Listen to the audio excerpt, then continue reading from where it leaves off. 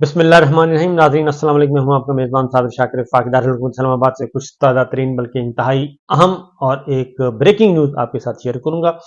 मामला इस वक्त है इद्दत का, यानी कि साबिक वज़ीर आज़म इमरान खान साहब की मौजूदा अहलिया बुशरा बीबी के साबिक शौहर ने एक केस कर दिया है। अचानक आनन फानन पहले उन्होंने एक इंतहाई बेहुदा किस्म का इंटरव्यू दिया और उसके बाद पता चला उन्होंने मजिस्ट्रेट के सामने जाकर बयान रिकॉर्ड करवा दिया और अपनी साबिका बीवी के चोरी होने का इल्ज़ाम लगा दिया कि मेरी साबिका बीवी को चोरी कर लिया गया है।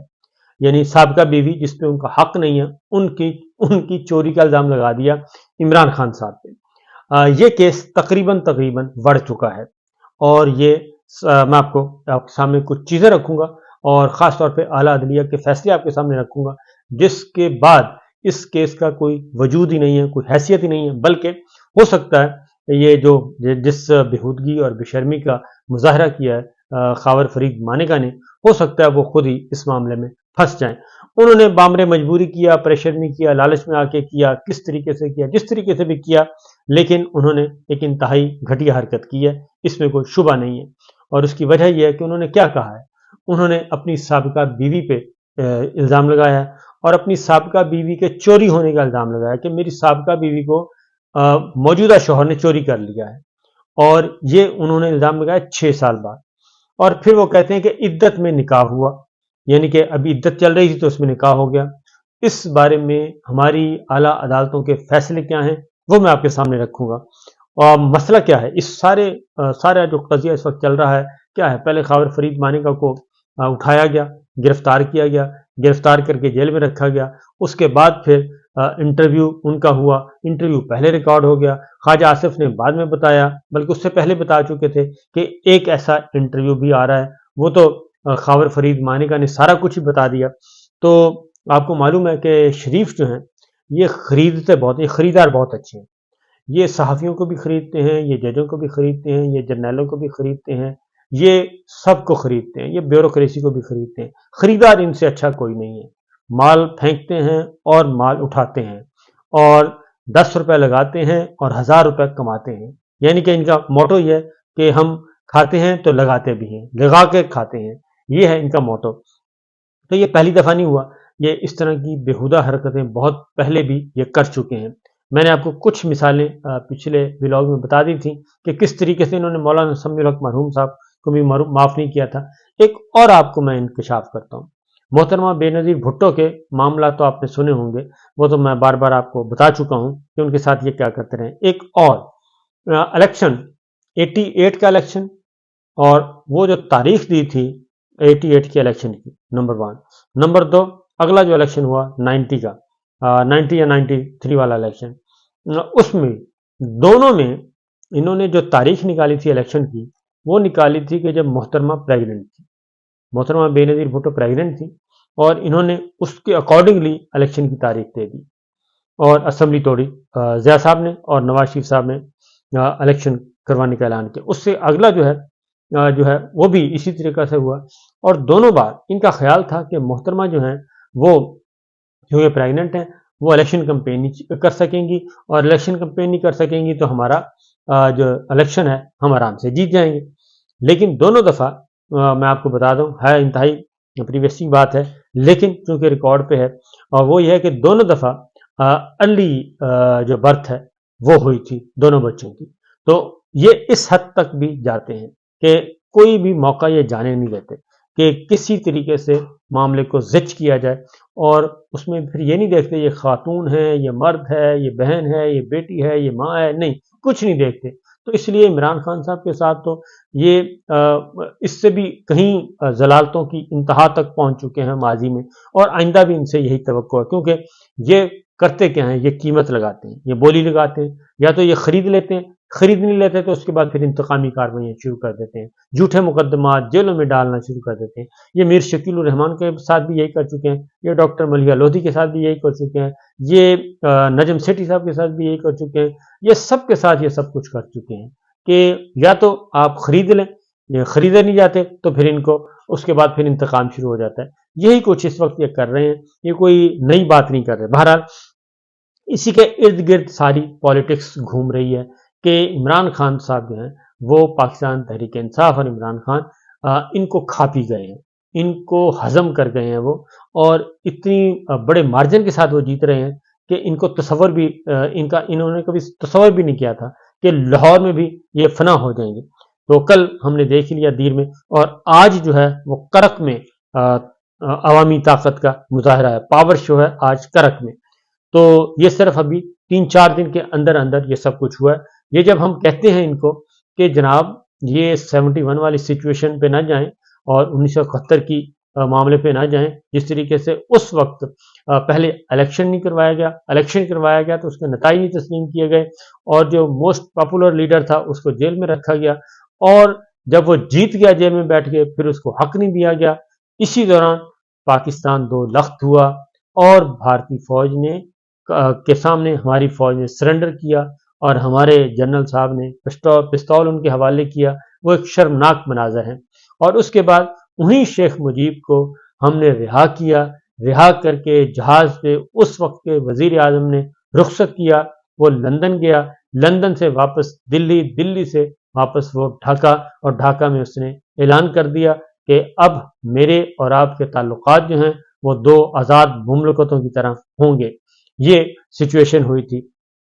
तो इस वक्त भी जब हम ये कहते हैं कि ये 71 वाली चीज़ें ना रिपीट करें, मोहतरमा फातिमा जिन्ना के साथ जो कुछ हुआ वो रिपीट ना करें, तो ये कहते हैं कि जी 71 में तो हमारे 1000 मील का फासला था।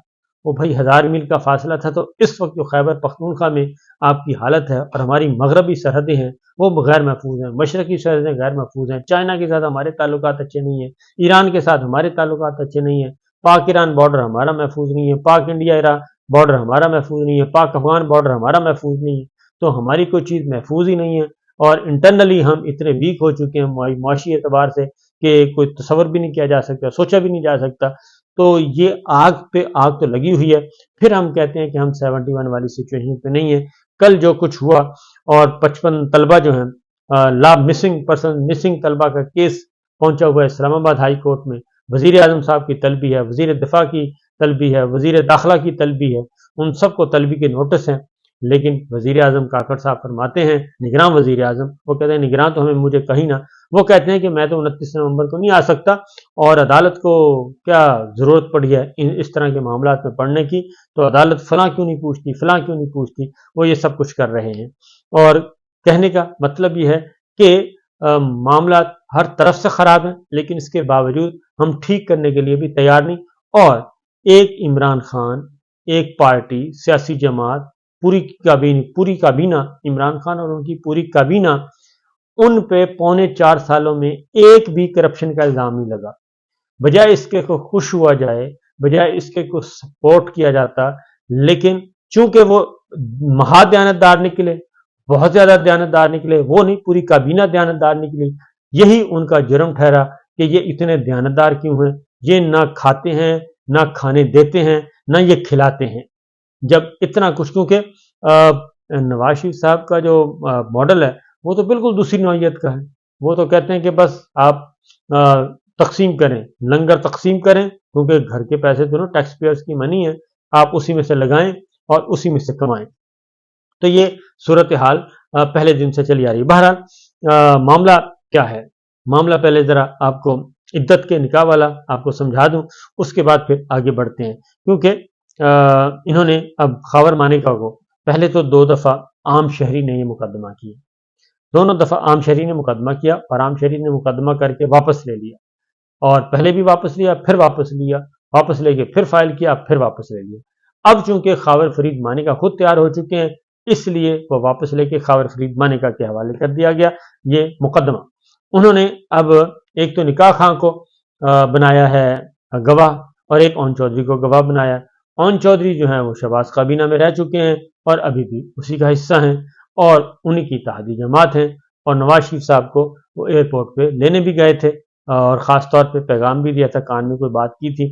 तो ये ओन चौधरी हैं, और दूसरे मुफ्ती साहब हैं जिन्होंने निकाह पढ़ाया। अब अगर वो इद्दत से बाहर निकाह था तो वो खुद भी उसी तरह के जुर्मदार हैं, उस वक्त उनको भी पता होना चाहिए था। फिर वो खुद कह चुके हैं, मेंबर पे बैठ के कह चुके हैं कि अगर खातून कह दे کہ میری عدت پوری ہو گئی ہے تو اس کا مطلب ہے عدت پوری ہو گئی ہے. چلیں یہ آ گیا. اب اور اس پہ جو کیس فائل کیا ہے اس پہ فوری سماعت بھی 28 نومبر کو سماعت بھی مقرر ہو گئی ہے اور گواہان کو بھی طلب کر لیا ہے مجسٹریٹ صاحب نے. بہرحال اب ہو کیا رہا ہے؟ ہو یہ رہا ہے کہ ایک تو مفتی سعید ہیں، ایک اون چودھری ہیں، ایک محمد لطیف ہیں، یہ گواہان ہیں، اور باقی طلاق نامہ کا پہ بھی وہ بھی ایک فائل کیا گیا ہے. تو بہرحال اب ہو کیا رہا ہے، ایک یہ معاملہ ایز اٹ از اسلام آباد لاہور ہائی کورٹ میں یہ کیس کیا تھا. لاہور ہائی کورٹ نے عدت مکمل کیے بغیر شادی کرنے کا کیس، اور وہ بھی اس کا فیصلہ بھی موجود ہے لاہور ہائی کورٹ کا. اور یہ معاملہ ہے جی 8 جنوری 2022 کا یہ سٹوری ہے، اور ایک دن پہلے یہ فیصلہ آیا تھا. عدت کے بغیر دوسرا نکاح باطل یا زنا نہیں، لاہور ہائی کورٹ نے یہ فیصلہ دیا ہوا ہے. اور اس لیے میں کہتا ہوں یہ کیس جو ہے عدت والا یہ بھی بڑھ گیا ہے. اور ڈان اخبار کی یہ سٹوری ہے جی، اور اس میں ایک شہری نے یہ درخواست فائل کی تھی، نام میں آپ کو بتا چکا ہوں، اور اس میں انہوں نے کہا تھا کہ جی انہوں نے اپنی سابقہ زوجہ پہ، اپنی سابقہ بیوی پہ الزام لگایا تھا، جیسے خاور فرید مانیکا نے الزام لگایا ہے، اور انہوں نے الزام لگایا تھا کہ ان کی سابقہ اہلیہ نے طلاق کے بعد عدت مکمل کیے بغیر شادی کی ہے. یہی الزام جو خاور فرید مانیکا. تو سماعت کے دوران جسٹس علی ضیاء باجوہ نے وضاحت کی کہ خاتون کا عدت کے بغیر شادی کرنا غیر فطری ہے لیکن منع نہیں. اس کیس میں عدت سے مراد وہ مدت ہے جو خاتون کو نکاح ٹوٹنے کے بعد گزارنی پڑتی ہے. درخواست گزار تھے امیر بخش مظفر گڑھ کے. جج کے فیصلے کو چیلنج کیا تھا کیونکہ لوور کورٹ بھی یہ فیصلہ خاتون کے حق میں دے چکی تھی، اس کو انہوں نے چیلنج کیا تھا ہائی کورٹ میں، اور جس کے تحت سابقہ بیوی اور اس کے نئے شوہر کے خلاف فوجداری مقدمے کا اندراج کی درخواست دی گئی تھی، جیسے کہ اب خاور فرید مانیکا نے سابقہ بیوی اور موجودہ شوہر پہ دی ہے. تو اسی طرح یہی درخواست ادھر گئی تھی، تو یہ مقدمہ فوجداری کا مقدمہ خارج کر دیا تھا، اور اس لوور کورٹ کے فیصلے کو چیلنج کیا تھا ہائی کورٹ میں، اور ہائی کورٹ نے بھی وہ کیس خارج کر دیا تھا سابقہ شوہر کا، جیسے کہ سابقہ شوہر ہیں اس وقت غلام فرید مانیکا، خاور فرید مانیکا جی. تو یہ تھے، اور مدعا علیہ آمنہ بی بی نے اس سے قانونی طور پر شادی کی تھی. درخواست میں یہ موقف اختیار کیا گیا تھا، اور یہ ساری چیزیں یہی الزام لگائے تھے. خاتون ناپاک ارادوں کے ساتھ خفیہ طور پر شادی کا ختم کرنے کا دعویٰ. تو یہ سارے الزام وہی جو اس وقت خاور فرید مانیکا لگا رہے ہیں یہ لگائے تھے. لہذا یہ بات ذہن میں رکھنی چاہیے کہ فیملی کورٹ کے جج نے بھی اپنے منصفانہ ذہن کو استعمال کیے بغیر اور کیس کو حقائق کو اس کے حقیقی تناظر میں جانچے بغیر اس کی درخواست کو مسترد کر دیا. یہ اس نے الزام لگایا تھا، لیکن جسٹس باجوہ نے اپنے فیصلے میں یہ مشاہدہ کیا کہ صحیح نکاح وہ ہے جو ہر قسم کے نقائص اور کمزوریوں سے پاک ہو اور شریعت کے تقاضوں کے عین مطابق ہو. اور باقی انہوں نے ڈیٹیل ججمنٹ دے دی تھی، اور اس میں انہوں نے کہا تھا کہ فاسد نکاح وہ ہے جہاں اس طرح کی شادی کے جواز میں رکاوٹ عارضی ہوتی ہے، جبکہ باطل شادی کی صورت میں ایسی رکاوٹ مستقل ہوتی ہے. ایک ڈیٹیل یہ تو ہے جی صورتحال. اب یہ جب کیس چلے گا تو پتہ چل جائے گا کہ اب یہ کیا لاتے ہیں.